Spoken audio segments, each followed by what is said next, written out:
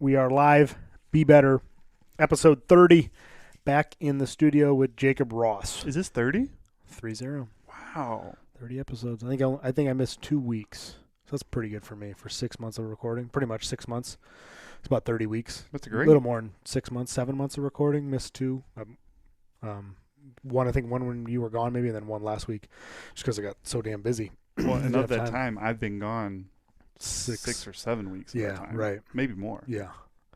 Yep. And for a while I was doing it by myself, but that gets a little hard after a while. I did one, I think, Let's Get Stupid by myself, but I had a ton of questions and I could just sit there and elaborate. Otherwise, it's like, man, you don't want to know everything that's going on this side. So, yeah, but we're, 30 episodes in, 30 weeks of recording, and we are, as normal, brought to you by SubZeroPlunge.com. This month only, Be Better is going to get you $500 off, not $250, $500. He's doing $500 off for the month of October. So if you're interested in getting the cold plunge, time to pull the trigger, early Christmas presents, whatever you want to call it, but you're not really going to get a cold plunge of this quality for this price. So if you're interested, SubZeroPlunge.com, code Be Better, $500 off. Like I said, my brother owns the company, and he will take care of you and ship it out pretty much ASAP. Can I give you a very quick story about that? Hit me, Tube Sock. All right. So, a friend of mine on Instagram bought a cheaper version, and it's one of those that are inflatable, and it's like a kind of like a floppy cooler thing. Like a pod?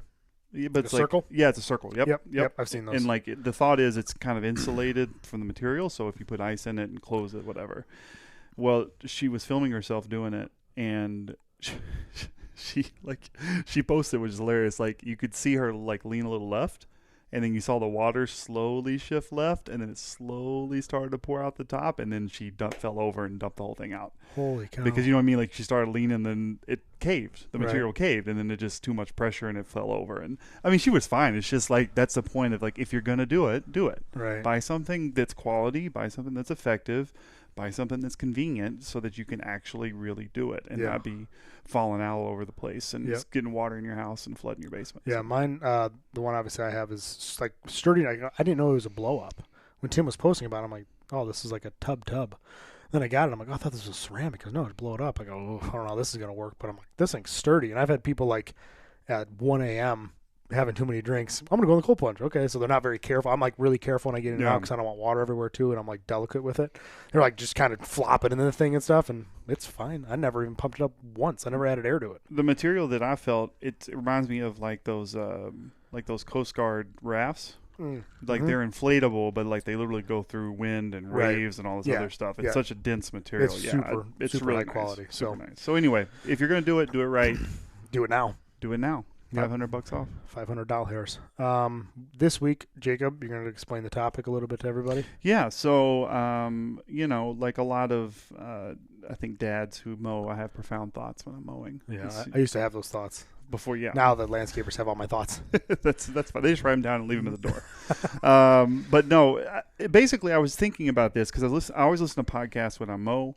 I listen to Let's Get Stupid a lot. I listen to some other ones, and somebody was talking about this journey of like finding themselves, right? And it's really interesting because for some reason, for the first time in my life, it hit me like you hear people talk about this journey of self-discovery and I'm finding myself, and that's a very common phrase. But then you also hear the other side of, oh, I'm self-created.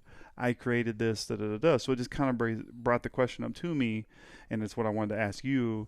Would you say that like over your life you discover yourself? Like, do you discover who you are? Like it's there, and then through whether it's reading or self-reflection or therapy or meditation, whatever it is, you discover yourself? Or do you consciously create yourself as you age and you evolve into something that you consciously create? Yeah, I think you create and you refine, right? So I could probably do a little bit of everything. So like what you're around when you're a kid, really, you're not refining who you are. You're there in your environment and you're growing and you're learning. Like if dad does this, he gets this outcome. If dad hits the car with the hammer because he's mad because the oil change went bad, like you get this, now you have a dent in the car, like that kind of stuff, like immediate kind of like, okay, how does this come from? But you don't really think about anything. Like you just go through life. And then as an adult, you start having reactions to things automatically, and you never, typically,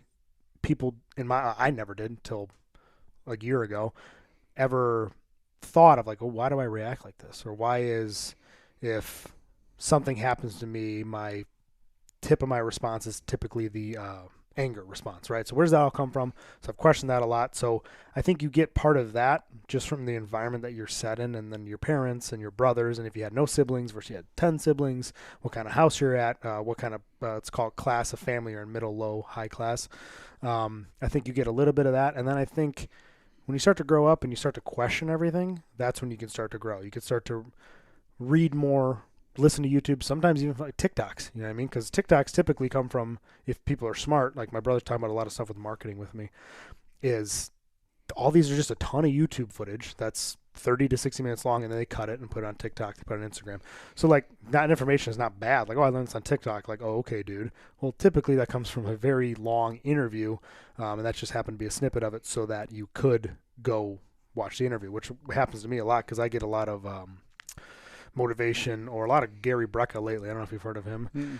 He's got a ton of information about like health and like you're getting your stuff tested and blood, and he's very, very smart. But so like you listen me, I like read the books, you know, stuff with like Ed Millett. I looked up to him, you know, Grant Cardone for like the real estate stuff. Like, so that's where you start adding these things and you start making who you are, just from people either you have mentor you read about, and you're like, okay, I kind of look up to this guy. I kind of look up to Grant Cardone in real estate because he's a giant billionaire mogul. It's like, okay, how can I do that for myself? Refine it to where it works for Tom. Learn stuff from other people on the internet, Joe Rogan podcasts, like all these super, super smart people. And you're like, okay, that makes sense. Or stuff like therapy. You're like, okay, I never really thought about it that way. Dumb this down for me. They can make things that are super intricate that I don't understand, really dumb it down for Tom's brain to understand, because emotions are, I think, are tough for guys in general to get a grasp on. And then you can kind of build who you are and then refine it to make it the best version of yourself. That was a long-winded answer. Well, no, but it brought up another question, as most good answers do. Do you have to know who you are before you can refine it? Yeah, I think you have to have, or create it. Yeah, I think you have to have an understanding of where you're at, and you have to start questioning things. Because the more you go, like I was talking about this actually last week, the more you go with the flow of things, you kind of just become part of the crowd. And if that's what you want, then you can literally just go with the flow. Me, I'm like, everybody's standing in line B. Well, what's going on with line A? Like, I'd rather go the opposite way. Like when everybody started getting. This is not a great example, but when like everybody my age started getting tattoos, I never did. Because I was like, well, if everybody's getting them, I don't want to get them. And then eventually I had kids and I started getting them, but I'm like, whenever it's a fad, I kind of run the opposite. Like, I don't want to be a fad guy. I just want to be Tom. I want to start refining me as I understand myself and as I question things more. It helps me figure it out more, right? And then I can actually look for research. Why do I act this way? Why do I not want this? Well, for that, like, how do I react to things? And then that makes me refine this person that I've built for 30 years. I can refine, add on to it, refine, fix what doesn't work. Kind of like training, right? Okay, I can train as a late teenager, early 20s. I can train kind of like an idiot, really heavy all the time. I don't really need prehab. I don't need rehab. I'm young. I'm good. 18 through 25. I can do pretty much whatever I want. And then it's like, okay, those are good principles to lay my foundation on of strength, but it's like I have to do prehab. I have to do the extra stuff. I have to refine these workouts down. 1, for time, because now I have a family. 2, for I don't want to get injured again. And 3, I still need to build that strength. So it's like you can put them kind of all together as long as there's some knowledge behind it. Yeah, no, I mean, I agree with you. It's like a map. Like, you really hard to know where you're supposed to go if you don't know where you are, type thing. Mm-hmm. And I think anyone who has created something, whether it's you're talking about yourself, a career, you know, whatever it may be, it came out of understanding that something wasn't right. Yeah. Right. And something was wrong. If something's wrong, you have to understand it's wrong if you want to fix it. Yep. You don't fix things that are fine because you don't think about them. Mm-hmm. I don't walk through the door to my house and say, man, I really want to fix this door. I don't even think about it. Just open the door. It works like it's supposed to. Fantastic. So I think you do have to know or have some sort of assessment about who you are, where are you, what's going on with you, how were you born, raised, whatever what are your inherent traits, if you really want to know what to do about it or how you would like to change it. Mm-hmm. And I think, David Goggins talks about that in his first book quite a bit, where, he just got to a point where he was just tired of who he was. Yep. And he wrote down on the mirror, like, who he was, and basically that fired him up to change it. And when you hear about people going through a journey of self-discovery, I think that's the first step. I think the next step is then, okay, now that you've discovered it or are discovering it, what do you want to do about it? And like you said, for some people, it's nothing. Some people don't even go through the journey of self-discovery. And I think that's I don't know what the word is, if it's sad or short-sighted or whatever. But the point being is that what else is there to life other than relationships and people, right? Like everything else, houses, cars, we all understand that's going to go away, and it's important for the moment, but it's not forever. And I was thinking about this the other day. I just went away for 40 days, basically, right? I had 1 room and 2 bags for 40 days. I didn't touch anything in my house. It was 4,000 miles away, whatever it was. And I was fine, completely fine. If I never touched that stuff again, I would have been fine, right? Yeah. So, the thought being is like, you have to, I don't know. I don't know where I'm going with it, but you have to assess and you have to kind of self-discover. You don't just want to put yourself in a situation where you just keep plodding along doing the same thing. And you have to challenge yourself. You have to put yourself in experiences, I think, to move that forward. Yeah, I think that's kind of like the whole uncomfortableness comes from for me. Like to go gravitate towards it is because I'm super comfortable doing these things. I'm good at these things. That's why, like, for me, I like always throwing a change up. I'm like, okay, I'm getting good at this. My schedule's good. What can I throw into to make it uncomfortable? Like the first thing was intermittent fasting. I was thinking restricted eating, but I'm not restricting. Intermittent fasting, I'm like, okay, I love having breakfast. I enjoy it. I go to work. I have my eggs, rice, beef. It tastes good. I'm full. I'm ready to work. Okay, take that all away. Don't eat till noon. Fuck, I'm hungry. But then I notice now that I'm hungry, I'm also like sharper. Mm-hmm. Like I'm a little, there's no like, I don't know, because I mean, you eat, especially carbs, right? You're going to get tired. You're going to get sleepy a little bit out of it. Especially if I've been up since 4 a.m. then I'm eating at 11. Even if I'm eating at 11, I'm going to get the carbs in. I might get kind of sleepy, right? So now if I could push I just combined 2 things because I'm also doing carnivore. But if I could push that feeding window a little bit farther while I'm at work, if I could just stay busy and literally not take a lunch and work from 6 to 1:30 straight, I'll be like a little bit sharper, and I won't, especially if I'm working, I won't really think about food. So it's also distraction, which helps.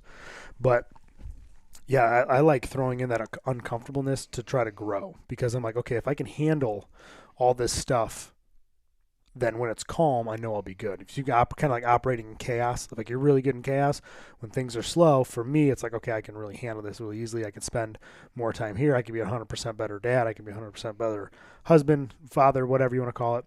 So having that, myself screwing my own schedule up and putting me in those uncomfortable situations allows me to grow as a person. That's why I tell people, do uncomfortable things just to be better.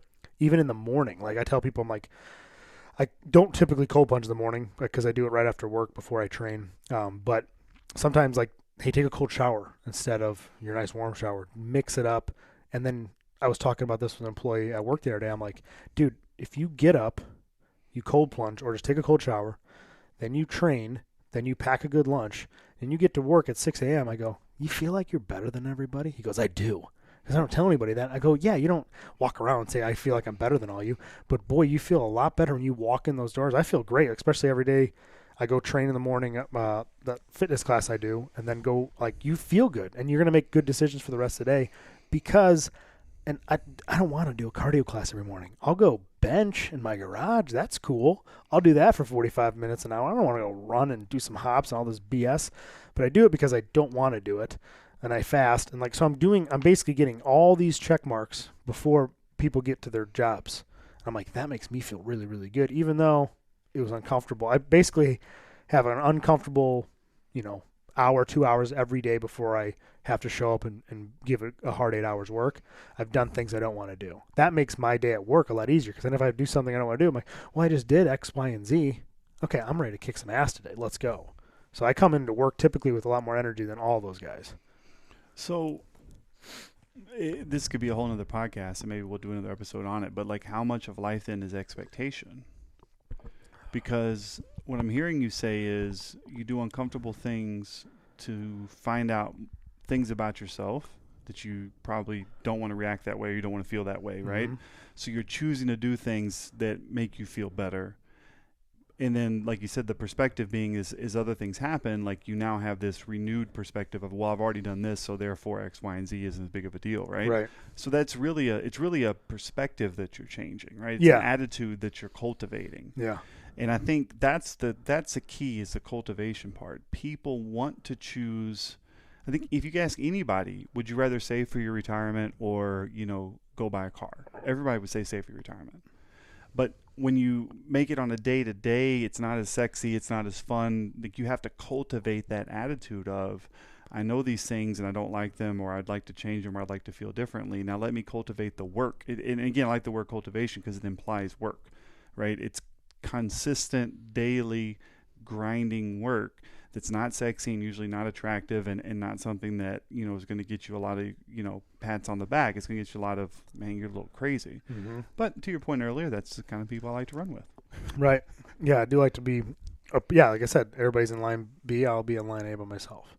And that's why, like, I never talk about training at work, because I'm like, all these guys, none of these guys, there's like 2 guys in my whole barn that work out, and there's probably in the whole barn,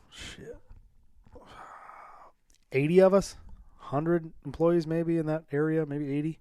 There's like 2 guys that work out. Yeah. So it's like, I never talk about anything because I'm like, you guys are all in this lane. I'm not going to throw it in your face. And it's like, right. And it's like, what? Oh, I squatted 730. Oh, oh, that's a lot of wait. Well, not really, because Dan Bell did this and Cam did this afterwards, and 100%. it looked fat. It's like, so I don't even talk about it. Like, most of the guys don't know it unless they like look me up on social media. But I'm like, yeah, I keep to myself on that stuff because it's not relatable to anybody there. And they'll just be like, oh, that's nuts. I would never do that. Or, hey, dude, you better watch your knees. Thanks. Like, yeah, I'm been doing this a while, but yeah, I understand knees can hurt after a while, but they also hurt if you don't do anything with them. I'm about to say that. You know what I mean? You stop moving and you just go to work and come home and sit on the couch and have a beer. Like, nothing wrong with that. But if you do that for 40 years, yeah, your knees are probably going to hurt. Yeah. So I get a little bit of pushback with that, like to your point of like, oh, you're kind of crazy. It's like, no, it's not crazy. Like, that's my life. I want to make things harder than they have to be more disciplined, to learn more, to adapt better. When there's more change thrown at me, it doesn't throw me off. I don't get as mad now, maybe, because one, I've done hard things already, so I can operate a little bit better in the chaos, and I feel more accomplished when I show up, so I can maybe make better decisions. Otherwise, I'm like, if I slept in, didn't have all that blood going right throughout the morning before I got to work, I might be a little bit more, maybe not sluggish, but more like to push things off, or like, hey, I have this problem. Yeah, you figure it out yourself, dude. I'm not in the mood for this right now. I just woke up. Kind of one of those attitudes. I don't really have that because I'm always, let's go. Well, that book Atomic Habits. Yeah. Was it James Clear maybe who wrote it? I think so. One of the things that he talks about pretty early on in the book is this idea of, if you make an excuse to not do something that you should or shouldn't be doing, whatever it is, that effect is actually the most important. That small effect is magnified over time, therefore making it a more important effect than the big decisions. Mm-hmm. And those little decisions add up to be way more momentous than one big decision is.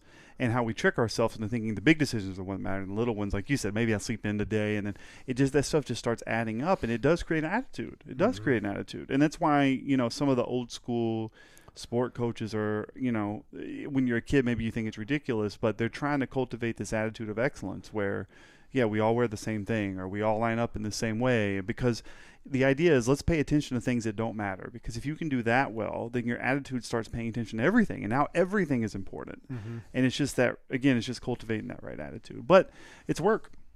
It's work. It is. People, it's the same thing in training. Everybody would train if it was easy. Right. Everybody would be jacked and strong. It's not Everybody. Easy. It's really not easy. It's the same thing, though, with self-work. Everybody would be healthier, better people to themselves and others if they took the time to, first of all, figure out who you are and then create the change that you want to be. But people don't take the time to do either because it's hard work. Yeah. And a lot of times it's almost looked down upon, especially if you're a guy I'd especially say if you're a guy, but especially if you're a guy set in your ways, you can't say typically outside of maybe you have some close friends, but even then you're not really talking about family. You're not talking about how you're feeling. You're not talking about what's going on. It's usually superficial relationships, and guys never really get that deep with anybody. They just typically don't. But then you also see you go over the rates of suicide and all this stuff because if they talk about, and then it was funny. There's a side note. There was a talk show I was listening to. This guy that wrote this book about guys, that guy trying to tell you about suicide rates, and this is why this happens to guys. And the anchors kept turning it back into but what about women? What about women? I'm not trying to get political or go back and forth between men and women or anything, but it's everything gets turned back because they're oh yeah, but anyway, your problems aren't as important. What about when this happens to her? And he's this is kind of what I was talking about with this sport. So guys don't have those close friends, so then they don't want to reach out for the change because then oh, you're a pussy, dude. What are you doing? Talk to somebody about your feelings, and you're okay, but guys are killing themselves, so maybe somebody can fix this. Right. What I mean? Maybe I don't know everything, and maybe some of the habits that I grew up with aren't that really work well 3 decades later. Something that works 3 decades ago probably needs to be changed, fixed, replaced, repaired. So why wouldn't we do that to our own self? Well, and wouldn't you want to be around and yourself be a person that your attitude and thoughts change as your information changes? Right. Yeah, you're going to be stuck in your own... I was stuck in my own way. That was me. Especially during my 20s and stuff, my way is probably the best way. You're right. I've gotten this far. And but now that you have some perspective, you don't want to be that way, and you don't want to be around people who want to be that way. Right, exactly. There's nothing worse than being around someone who has no social awareness and thinks that everything they do is the best thing of all time. And again, it doesn't have to mean you have to be self-deprecating or constantly downing yourself. It's not that. It's just... always happy, never satisfied. I'm honest with who I am and what's going on, but I'm still not satisfied. I think there can be more. And just walking that line, and it's a good place to be if you can figure it out. Yeah. Yeah, I agree. And I just think most people, what they need, if they're hearing this and they're okay, well, maybe start to question themselves, how did I get here? Okay, how were my parents? How was my relationship with my dad, relationship with my mom, relationship with my brothers? And how did that go? Does it well, or do I react this way because I saw it this way? Do I do a mess up in my car and I throw a wrench through the window? And that's not a great reaction, right? That's the tip of the iceberg, as they say, and the rest is below it. So that's why I implore people just to really question why you do things, why you're quick to yell instead of try to understand it.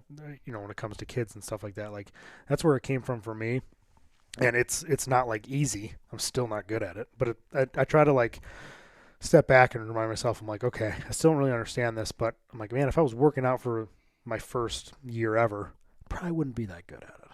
But if I just keep stacking chips, keep trying to figure it out, keep talking about things with my wife, keep, like you said, keep doing the boring little things. It's not, the relationship is not, hey, I'm going to bring you flowers once a month and then we're going to go on a date and everything's fine. Yep. That's great. You need those things, but it's also when you come home after work, when you get up in the morning, you're making coffee for her, you're doing she's doing this for you, she's packing your lunch. Those are the chips that make the big plays, not the vacations. And same thing we said earlier. It's not that one big event. It's right, exactly. It's the addition of those little events. Yep. That's what life is. It's everything little. It's not sitting on the beach and you work so hard so you get to go to all these, the World Cup. That's not your life. No. That's a small part of it, but you've stacked chips for 35 years to get to that point. Yeah. And that's just I'd say a perk. Yeah. I mean, it's a benefit, or it's a success, or it's an achievement that you've worked for. Yeah. And those are the only ones that last. We can do a whole nother podcast on that too, but the things that really last are the things that you really work for. Yeah. Because it takes, you will become what you consistently do. I've said that for a long time. You can't run from that. If you consistently do X, Y, or Z, you will become that. That math never changes. So, put as many positive things into the equation as you can so that you're happy with that outcome when you eventually become whatever it is that you're doing, because you will. Yeah. And I like, to your point before, it never stops. But, I've said this in another podcast before, but I'm I should not be the same as Tom is 29, is 28, and 27, and 20. I think I listened to a part of a podcast. Somebody tagged me when they listened to me and Mark Bell's Power, the one we both did, the Powercast project, Powercast. Powercast, what it used to be, yeah. Yeah, it was. I forget, changed a few times over, but I'm like listening to myself. I'm like, ugh. But I'm like, okay, good. Right. I'm not that guy 8 years ago. Yeah. I mean, obviously I got better at podcasts. I hope so. I've done quite a few episodes, but it's like, ugh. I'm like, okay, good. I've grown. Okay, I'm Tom at 29, kind of a dickhead. All right, cool. 30, I'm better. Am I great? Am I perfect at this? And am I understanding and empathetic all the time? No, I'm still not real too good with it, but I'm stacking my little chips. Eventually, it's going to move me forward to where it's second nature, just like some of the bad chips that we stack growing up that are second nature, right? It does go both ways. 100%. 100%. I think that's a pretty good one, buddy. We really rambled there. Well, rambling about good things. Yeah, let's wrap it up, buddy. And it is a podcast. Landing. If we didn't ramble, it that's wouldn't true. be very good. That's true. It is a free form to ramble, so I have that excuse. Again, subzeroplunge.com, code BEBETTER. Not 250. 250 times 2. $500 off this month only. Check it out. Be Better is one word. Also, if you need any training, Be Better Official. Best training you'll receive, custom training. We're not checking with you on Instagram. We're not giving you an Excel spreadsheet we sold 10 times over. It is a custom program on an app with videos of us doing the movements, as well as 24/7 access to your coach. It's really, really important, especially if you're a newbie powerlifter. Like I have one now that I'm training, and she just has a ton of questions where she would just be Googling this stuff. When do I do this? How do I wrap my knees? How do I use knee sleeves? And sometimes you get good information. Sometimes you get bad information. So this way, you kind of cut out the middleman of the BS because you can literally Google everything and find 500 answers for this way and 500 answers for this way. So we kind of cut that out. You have a direct coach that we only hire really good people. You can train with us. You can run a simple template. You still get access to messaging your coach. And then also, obviously, the custom program, which is our bread and butter for our training. We also have an awesome registered dietitian that can help you change your feelings and thoughts about food, right, and have different reactions to food, a little bit more understanding to maybe why you're eating a certain way, and a lot of education comes with her 1 month or one-time consult and then the 4-month consult. So if you want to check out Nikki, she's a great registered dietitian that we hired about a year ago now, and she has nothing but really, really good reviews. So. Well, and I would just say this: why do you need a coach, or why do you need a registered dietitian? And I would say, well, what's the depth of your problem? The bigger your problem is, and that could be perceived problem, like I just think I'm weak as shit. Okay, then you need a really good coach then, right? I don't eat well. Okay, so do you want to go read, like you said, 10 different articles that are going to tell you 10 different foods are good or bad or whatever, right. Or you just want to go talk to someone who spent literally 4 years of their life only studying this, hundreds of hours of actually keep coaching and working with people on it, and actually get some answers quickly instead of just spinning your wheels. And I'd say it's the same thing with training on the strength conditioning side with our coaches. Even a template, you get Alicia, my wife, she does a few templates, and it's amazing how many questions she gets. The thought would be because somebody just sign up and run it. No, she gets a lot of questions, and that's an added benefit of doing a template with us. And obviously custom is, lots of questions and lots of answers. But the point is like, why do you need it? Well, if you don't perceive your problem to be that big of a problem, maybe you don't need us. Right. It's okay. We're not for everybody. Yeah, that's fine. Yeah, there's articles online and resources like that are good and helpful for some people. But some people desire a more in-depth, more hands-on, more urgent kind of sort of care or service, and that's really what we provide. So if you should be with us or someone else that should be, tell them to hit us up. We love working with people. It's why we do it as an extra job. We don't need extra jobs because we just feel like working more. We do it because we really love what we're doing. If we just want to go work more, we could go, I don't know, freaking mine coal or something like that. I don't know what you do for a spare we're job. gonna do that tree business too. Yeah, similar thing. Yeah, like it's just. But the point is, we really enjoy it. We enjoy helping people. We enjoy seeing them get better, and we have a ton of experience and things that we would have done different. So let us just share it with you. Don't make our mistakes. Bingo. Let's end on that. Be better. Be better.